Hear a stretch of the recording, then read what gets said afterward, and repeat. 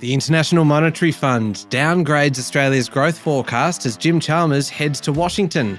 Acting Prime Minister Penny Wong pushes for tariff relief from China over wine. And the Passport Office says it created 2.6 million travel documents last year, and the wait time has fallen. It's Thursday, the 13th of April, 2023. Welcome to Fear and Greed, Australia's most popular business podcast.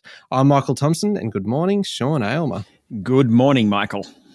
Sean, after the show, you have an interview with one of our, pretty much a regular guest, isn't he? Simon Kustenmacher, the co-founder of the Demographics Group. No one likes statistics like Simon, a great enthusiast, particularly when it comes to census data. Today, we talk about the rush of migrants coming to Australia, more than 600,000 expected over the next couple of years, what it means for housing, what it means for infrastructure, all sorts of things. And of course, Simon has a very unique take on it. Well worth a listen. Yeah, it's a really good chat. I mean, they're all good chats with Simon, so this is definitely worth sticking around for. The main story this morning, though, Sean, the International Monetary Fund has downgraded its forecast for the Australian economy and warned that the chance of a hard landing for the global economy has risen. The IMF forecasts that the Australian economy will expand by 1.6% this year, down from its previous estimate of 1.9% and 1.7% in 2024. That's well below trend. The IMF doesn't think inflation will return to the Reserve Bank's 2 to 3% target band until at least 2025. The IMF is the financial agency of the United Nations. It also expects unemployment in Australia to rise. It predicts inflation will stay higher for longer, and risks in the financial sector are elevated amid the fallout from the collapse of Silicon Valley Bank in the US last month. And Sean, Treasurer Jim Chalmers had a bit to say about the figures. He did, following the release of the forecasts, which aren't that far off the Reserve Bank's estimates. Chalmers said that conditions in the global economy are deteriorating. He said the numbers provide a grim backdrop for the May 9 federal budget, calling the shift in the global outlook confronting. Now, it's funny, Jim Chalmers, he was such an enthusiast before he got elected, then he became Treasurer, Michael, and all of a sudden he's always very dour about the outlook for the economy. Clearly, he's working his way towards a pretty tough federal budget in a few weeks' time. He was speaking ahead of his departure to Washington to hold meetings with the IMF and the G20 finance ministers. Reserve Bank Governor Phil Lowe and Treasury Secretary Stephen Kennedy will join Dr. Chalmers in Washington. It really does actually sound like quite the love-in, doesn't it? You've got central bankers and politicians and heads of Treasury. Who would choose the restaurant that they go to? And would they pick like a responsible middle of the range kind of restaurant? You'd think so. In these tough times, you wouldn't want to go too flash, would you? No, well, you know what? They should just try like a picnic in the park or something like that. Just have all the heads of Treasury and all the politicians. And in the mall in Washington, just a big picnic, hanging out together, playing frisbee. And Jim Chalmers brings the sandwiches and away they go. And they can get, if they time it right, head into the supermarket and get the discount barbecue chickens. Yeah. Because they're nearing the end of their shelf life. Yeah. They can make some barbecue chicken sandwiches for the treasurer's picnic in the park. Oh my God. We've taken it too far, Michael, I'm afraid. This is a very serious week for all those economists going over there. You do know that, don't you? Well, I sense that it is important, but it feels so very distant from me here right now, Sean. True. Well, there's the G20 finance ministers, there's the central bank governors meeting, there's the spring meetings of the IMF, the spring meeting of the World Bank. I mean, that's a lot of fun for these guys, really. Is it? I suppose it is. Anyway, Sean, we must move on because I feel like I've derailed this show way too early today. Local markets, how did they perform yesterday?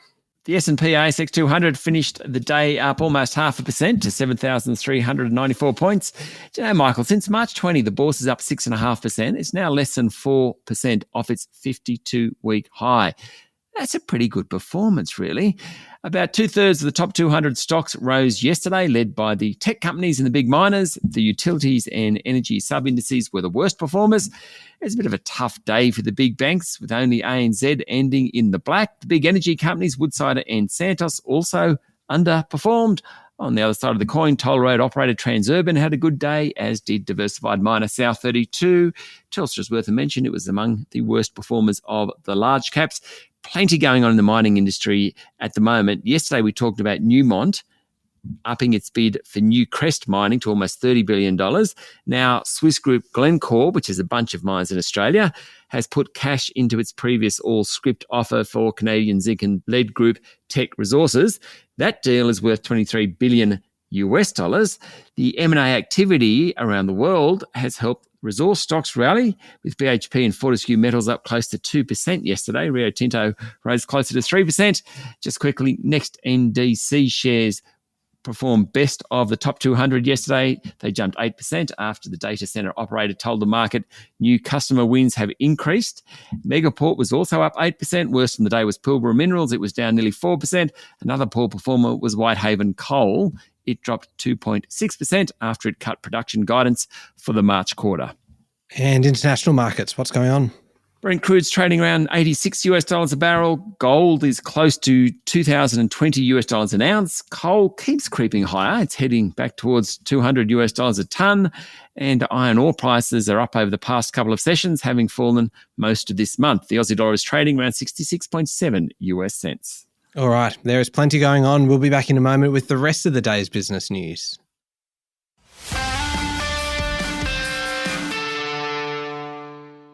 Sean, Acting Prime Minister Penny Wong yesterday hinted that if Australia's deal with China to cut barley tariffs is successful, that wine could be next in line.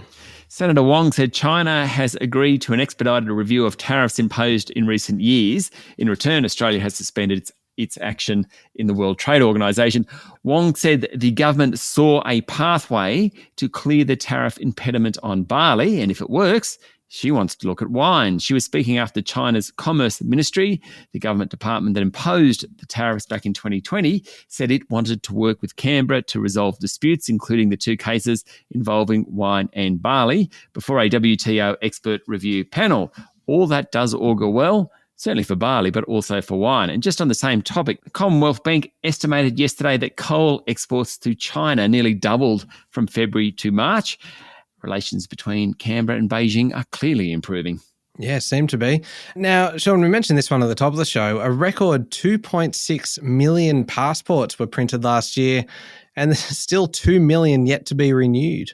Do you remember those ridiculous queues outside passport offices? Yes, I remember being stuck in one, and I know you were as well at one point too. I feel like this is a very personal story for both of us. Very, very personal. I think it was a day, well, for me it was a day before we were travelling overseas, and a couple of the kids didn't have passports and we lined up to get them. You know, in that line, so I was in Sydney, and the New South Wales Health Minister at the time, a guy called Brad Hazzard, was in the line as well, and he was queued behind me. So he was in that line for hours, and I always thought that was pretty cool, that someone as important as that was prepared to stand in the line and didn't get someone to do it for him. No special treatment. I think that's really kind of decent, isn't it? Yeah, I think it is. Anyway, that was last year. Yesterday, the Department of Foreign Affairs and Trade said applications are continuing to pour in at a rate about 25% above pre-COVID. The Passport Office has made significant inroads, and waiting times have come down from 6 weeks to 10 days, according to the department. Firstly, passports last year took a lot longer than 6 weeks. And if you can get a passport in 10 days, good on you, but I'm not so sure. The cost of a passport has risen, though, to $325 for an adult's 10-year passport and $164 for a child's 5-year passports. Passports are being well used, though. There were 8 times more departures in December last year across the country compared to January. And yes, Sean, I'm sure we all remember you using your passport to depart Australia because you complained about the Aussie dollar for about 6 weeks straight before you left. Picked the low. Did well. Well played. Now, one of the big 4 global professional services firms, EY, has abandoned plans to split the company into separate auditing and consulting businesses. This has been a massive deal in the world of accountants and auditors and consultants and the like. The challenge for EY and its brethren, KPMG, PwC and Deloitte, is a potential conflict between the two sides of those businesses and regulatory concerns about that. So they have auditing businesses and consulting businesses. It's very hard for EY, for example, to pitch for consulting work when it's the auditor of a company. And that's been a real problem for these guys.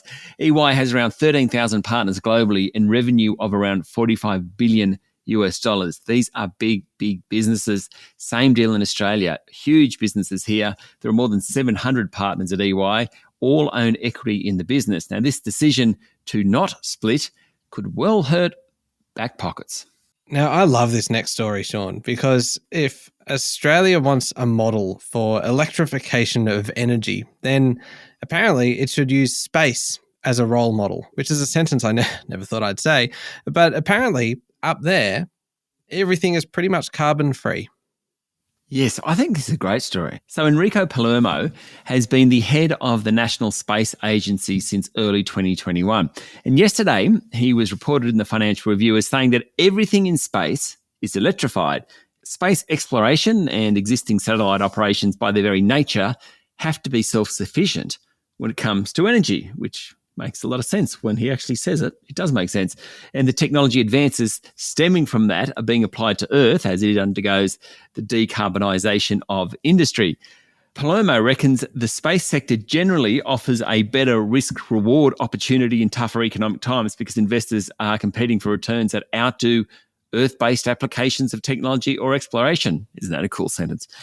The moral of this tale, space can provide the answers to decarbonisation, or something like that, Michael. Something like that, Sean. The other big space story this week, did you see the James Webb Space Telescope? Ah, yeah.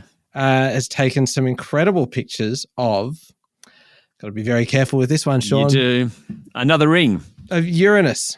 Uranus. Is that the right pronunciation? I believe so, because we watched a lot of space videos here because we have some kids that are very interested in space, and a lot of them say Uranus, which is a lot less funny. I mean, one of the highlights of going through school all the way up to year 12 is giggling anytime someone says Uranus. Yeah. As a middle-aged man, I still find that funny. No, I don't think it'll ever stop being funny. And if we had said it, that the James Webb Space Telescope had taken some glorious pictures of Uranus, then move on. I think we would have been derailed entirely. Now, Western Australia's iron ore hub of Port Hedland was cleared yesterday as tropical cyclone Isla approaches. The low-pressure weather system is expected to strengthen further in coming days with the possibility of reaching Port Hedland tomorrow, according to Pilbara Ports Authority. The storm is expected to cross the coast between Port Hedland and Broome during late tonight or early tomorrow. Port Hedland is the world's biggest export point for iron ore and is used by BHP, Fortescue, Gina Rinehart's Hancock Prospecting. Rio Tinto actually exports out of the port of Dampier. Newcrest Mining's Telfer gold mine up there is also expected to be disrupted. A new report, Sean, has called on governments around the country to stimulate new renewable energy sources such as hydrogen via policy settings, but they should avoid owning generation assets in mature technologies such as onshore wind and solar. Australia's Labor federal government has set an aggressive target of having zero-emission sources make up 80% of Australia's electricity mix by 2030. The policies have ignited a wave of interest in renewable energy developments in Australia, but the Clean Energy Investor Group and the Investor Group on Climate Change yesterday warned governments to complement, but not compete, with new clean energy projects, according to Financial Review. The report concludes governments should limit their roles in more mature sectors to providing stable regulation as private developers have access to funds and relevant experience to build projects such as onshore wind. Governments, however, will have a larger role in industries such as offshore wind or hydrogen. And finally, Sean, before we get to international news, some sad news. John Olsen, one of Australia's greatest artists, passed away on Tuesday night, aged 95 years.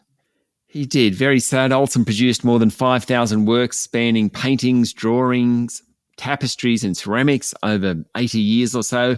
Perhaps his most famous work, though it's arguable, was his 1960 masterpiece Spanish Encounter, produced in just one night and very much shifted away from representational painting, which was what most Australian artists were doing at the time.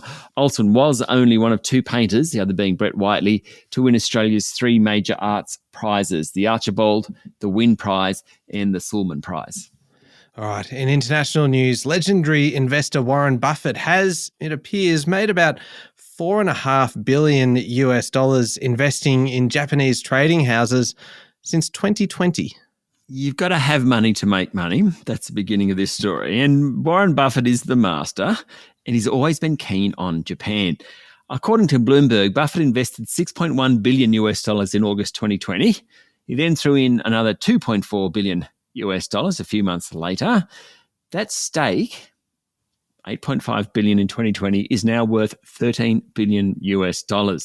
Trading houses in Japan earn much of their income from energy-related businesses, although they invest in all sorts of things, not that dissimilar to Buffett's Berkshire Hathaway.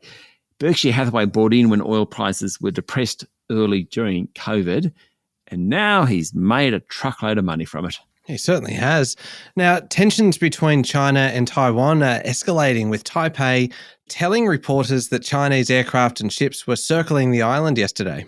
Taiwan's defense ministry is reported as saying 14 Chinese aircraft and 8 Chinese ships, Air Force planes, crossed the Taiwan Straits median line, which normally serves as an unofficial barrier between the two sides, according to Reuters. It follows China conducting 3 days of military drills, which included a simulated air and sea blockade and the deployment of fighter jets and an aircraft carrier. The military drills were conducted in response to a visit to the US by the Taiwanese president. Australia's acting Prime Minister Penny Wong said the actions yesterday were destabilising but relatively restrained compared with the war games held when US House Speaker Nancy Pelosi visited Taiwan last year. And finally, Sean, Twitter has ceased to exist as an independent company after being merged into a company called X-Corp, and that's triggered plenty of speculation, as you can imagine, about what owner Elon Musk is going to do with the social media platform. Musk bought the company for $44 billion last year, and he's made plenty of changes, including mass firings. Previously, he said Twitter would become an accelerant for creating X, which he called an everything app, something akin to China's WeChat. WeChat, of course, is used for everything from payments and booking of event tickets to messaging. It looks like Musk is heading down that line, and the fact that Twitter has become part of X-Corp is probably a piece of that puzzle. All right. Now, up next is the Fear and Greed Daily Interview. Your guest today is Simon Kustenmacher, co-founder of the Demographics Group. Yes, all about immigration into Australia, what that means for housing, for infrastructure, for all sorts of things.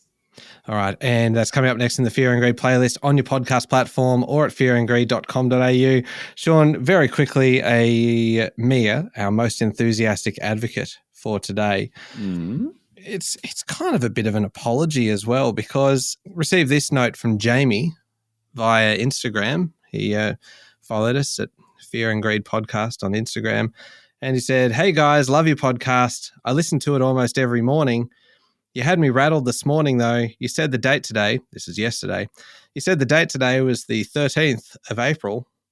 The 13th is date night for my wife and I thought I mixed up the nights and missed it. So fortunately for Jamie and his wife, date night is in fact tonight. So you don't need to panic, Jamie. And I'm sorry if I did panic you.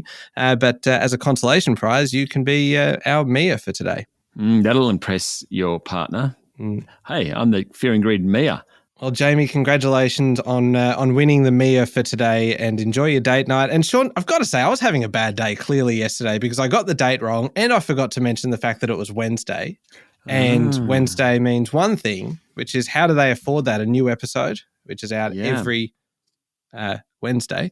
And yesterday's new episode is all about passive investing versus active investing. And Canna Campbell and I discuss in detail kind of the differences between the two, the benefits, the pros and cons, the risks of both. And it's a really good kind of introduction to the two kind of concepts of investing and just some food for thought, really. And obviously get professional advice before making any decisions, but it's just a good place to start thinking about it.